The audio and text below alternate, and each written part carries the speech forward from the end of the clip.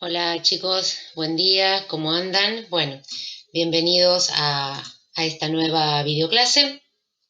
Como verán, el tema que tenemos que abordar es lo de la gauchesca, así que bueno, vamos a tratar de dar comienzo. Voy a tratar de hacer lo más breve posible esta clase, así no se aburren y todas esas cuestiones. Bueno, gauchesca es el tema, forma parte de los temas de la unidad número 4. Seguramente el término gauchesca les suene a gauchos. Bueno, efectivamente es un género literario que tiene que ver con los gauchos y con la vida que llevaban estos personajes. Bien, vamos a avanzar un poquito más. Yo para dar inicio, como ya es costumbre, esperen que voy a tratar de correrme de aquí, así no tapo los contenidos. Bueno, como les decía, les preparé acá un breve esquemita conceptual para ver algunas características básicas de este género literario. En primer lugar, tendríamos que tener en claro que lo que es literatura gauchesca es un género literario que nació en Argentina, es un género literario argentino. De hecho, la figura del gaucho es una figura netamente de las pampas argentinas. Y a su vez es un género que surgió a principios del siglo XIX y que siempre estuvo relacionado con el contexto político y social de ese siglo. Se desarrolló a lo largo de todo el siglo XIX, este género de la gauchesca. Bien, así como un brevísimo pantallazo histórico, tengamos en cuenta que a principios del siglo XIX tenemos la famosa Revolución de Mayo, luego tenemos las guerras por la independencia.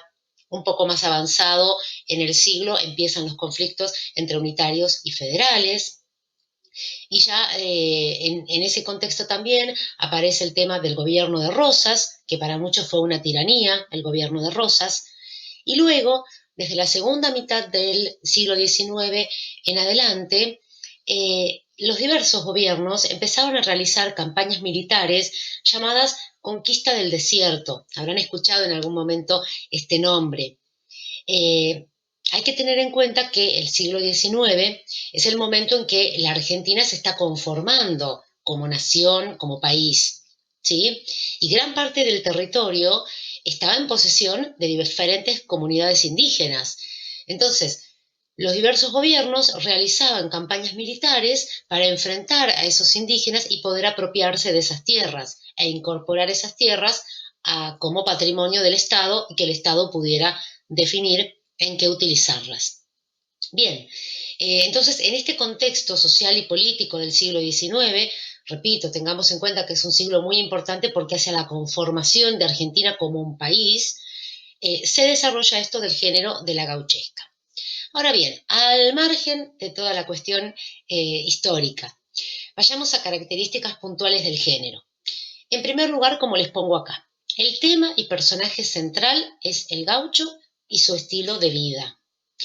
Ahora bien, va a haber dos manifestaciones del gaucho, es decir, nos van a mostrar al gaucho, los autores de la gauchesca, de dos maneras.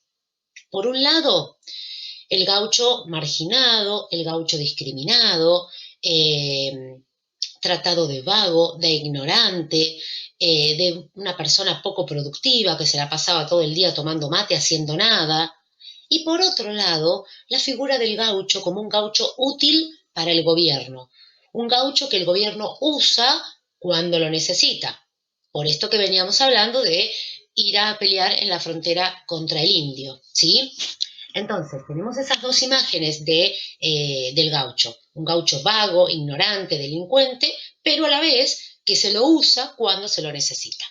Bien, otra característica importante que está acá en el centro es el tema que la literatura gauchesca incorpora la voz del gaucho, es decir, la forma de hablar típica de los gauchos argentinos, ¿sí? Cosa que en la literatura era la primera vez que pasaba de incorporar este lenguaje popular, la voz del gaucho. Y por otro lado, acá otra característica importante es que los autores de la gauchesca, si bien abordaban el tema del gaucho, no eran gauchos, que esto se presta muchas veces a confusiones, ¿sí?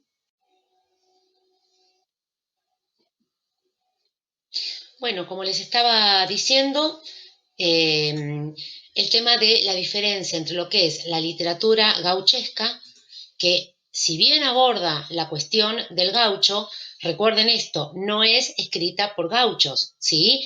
Pensemos en el contexto del siglo XIX, en donde gran parte de la población, y en particular los gauchos, eran analfabetos, por lo tanto no podían escribir obras. Los textos de la gauchesca son escritos por hombres de ciudad, hombres cultos, instruidos, muchos con estudios realizados, y esto se diferencia, y por eso se presta confusión, con el tema de la poesía gaucha. La poesía gaucha sí es aquella elaborada por el hombre de campo, ¿sí? Por el gaucho, y es obviamente de transmisión oral. Uno de los ejemplos más representativos es las payadas, ¿sí? Conocidos, el ejemplo más conocido. Pero bueno, quisiera dejar en claro esta diferencia. La poesía gaucha sí es aquella escrita por el hombre de campo, por el gaucho.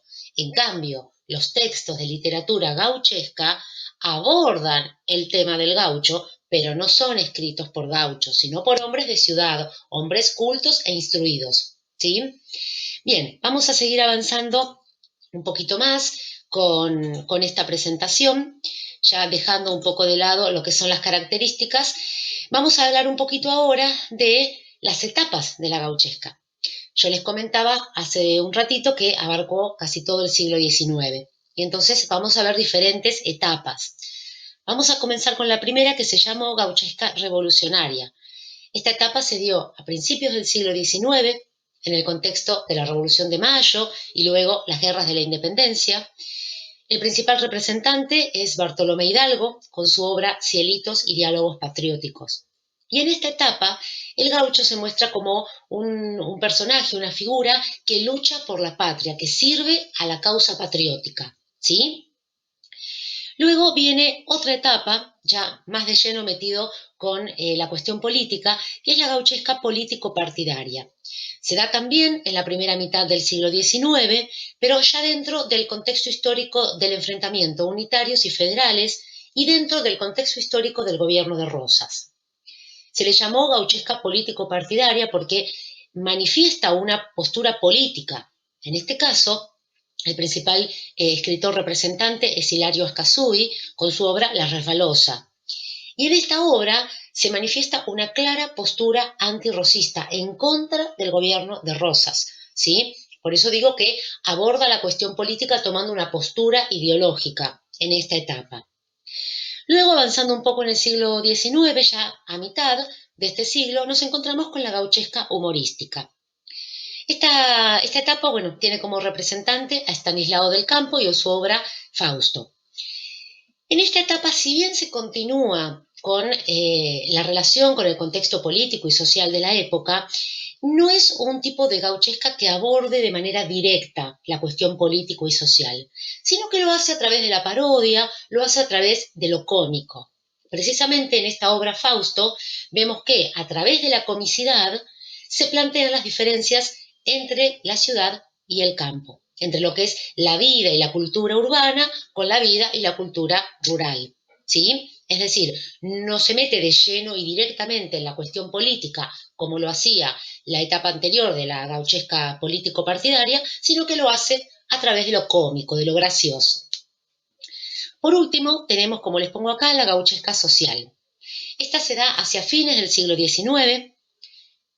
La obra representativa de esta etapa es el famoso Martín Fierro, escrito por José Hernández, y justamente se le llama gauchesca social porque la obra implica una denuncia, una crítica social respecto a la marginalidad y abusos de poder que sufrían los gauchos en ese momento. Y ahora, para ir terminando esta presentación, me gustaría por ahí meternos un poquito más de lleno en lo que es puntualmente la obra de José Hernández, el Martín Fierro. Bien, el Martín Fierro es un poema gauchesco, lo encuadramos dentro de un poema porque viene estructurado en versos, contiene rima, es decir, tiene toda la estructura de un poema. Y a la vez, este gaucho Martín Fierro, que es el personaje central, lo podríamos incluir dentro de lo que es la literatura épica, ¿sí?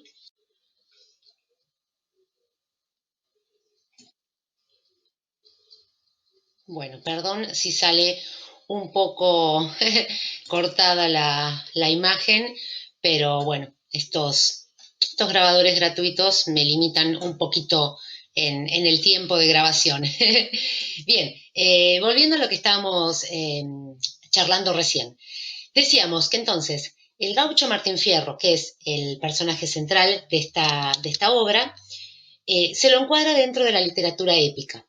Si nos remontamos un poquito a clases anteriores, veíamos que la literatura épica estaba relacionado con todas las aventuras y las grandes hazañas de los héroes.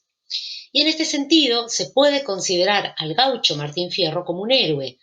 Recordemos que el héroe es el personaje que encarna en su persona valores socialmente aceptados, valores socialmente importantes, y es la persona que se sacrifica, que lucha por una causa que considera justa. Entonces, en este contexto es que al personaje del gaucho Martín Fierro se lo puede considerar como héroe, y si hablamos de héroe, estamos dentro de lo que es literatura épica. Lo épico siempre hace referencia a las aventuras y las hazañas de un héroe. Bien, al margen de esta aclaración, digamos, de corrientes literarias, nos metemos de lleno en lo que es la obra. Esta obra, El Martín Fierro, escrita por José Hernández, se divide en dos partes. La primera parte se la conoce como La Ida, fue escrita en el año 1872, y la segunda parte se la conoce como La Vuelta y fue escrita en 1879. A grandes rasgos, el argumento de esta obra es que el gaucho llamado Martín Fierro vivía en el campo, en su casa, tranquilo con su familia, sus hijos, y un día llega la policía, conjunto por orden de la justicia, para reclutarlo forzosamente, de forma obligada, para que vaya a pelear en la frontera contra el indio. Este hecho, si bien la obra en sí y el personaje de Martín Fierro son ficticios, inventados, este hecho de reclutar forzosamente a los gauchos y enviarlos a la frontera contra el indio es un hecho real que ocurrió en la realidad del siglo XIX y está enmarcada dentro de lo que yo acá les pongo, la ley de vagos y mal entretenidos. Suena un poco cómica el nombre, pero es una ley que existió realmente. Y bajo esta ley se estipulaba que todo varón mayor de 18 años que no pudiese demostrar un empleo estable quedaba a disposición del Estado, es decir, como mano de obra para que el Estado dispusiese según las necesidades. Entonces, en este contexto es que en la obra se narra cómo llega la policía, lo reclutan forzosamente y lo mandan a la frontera contra el indio, por esta cuestión de las campañas militares para ganarle territorio a los indígenas. Una vez que está en la frontera, pasa muchas miserias, mucha marginalidad, abusos de poder, por lo cual decide escaparse. Y al escaparse se convierte en un desertor y es perseguido por la justicia justamente por ser desertor, por haber desistido de su obligación de pelear. En un enfrentamiento con la policía, uno de los sargentos, llamado el sargento Cruz, se pone de su lado y juntos se escapan y se van a vivir con los indígenas.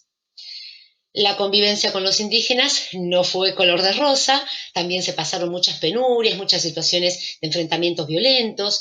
El sargento Cruz se enferma, fallece, y entonces el gaucho Martín Fierro decide abandonar a los indígenas y volver a su tierra. Cuando regresa, se da cuenta que su casa está destrozada, se entera de que su mujer había fallecido y que sus hijos estaban dispersos y no se sabía muy bien el paradero. Finalmente logra, por casualidad, reencontrarse con sus hijos y en ese momento les empieza a dar una serie de consejos, una serie de enseñanzas sobre cómo manejarse en la vida, consejos sobre cómo poder integrarse a la sociedad. Eh, Son versos famosos, recordarán, los hermanos sean unidos, esa es la ley primera, porque si entre ellos se pelean, los devoran los de afuera. Entonces, eh, acá viene el tema de análisis que les quería plantear. Yo acá pongo que hay una diferencia fundamental entre lo que es la primera parte, que es la ida, con la segunda parte del texto que se la conoce como la vuelta, ¿sí? Y la diferencia radica en que en la primera parte, que es la ida, se presenta a un gaucho rebelde, a un gaucho altivo, indomable.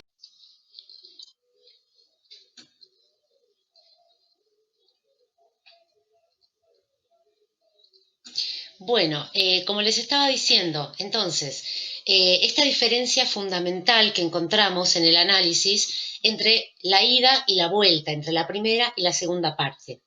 En la primera dijimos que era la figura de un gaucho altivo, indomable, rebelde, y en cambio, en la vuelta, en la segunda parte, se nos presenta la figura de un gaucho sumiso, un gaucho apaciguado, calmado, un gaucho resignado al orden social y con intenciones de poder incorporarse a ese orden social. Esto desde luego no es casual, ¿sí? Siempre decimos que en literatura el contexto real en donde están inmersos los autores, los escritores, influye en lo que los escritores escriben, ¿sí?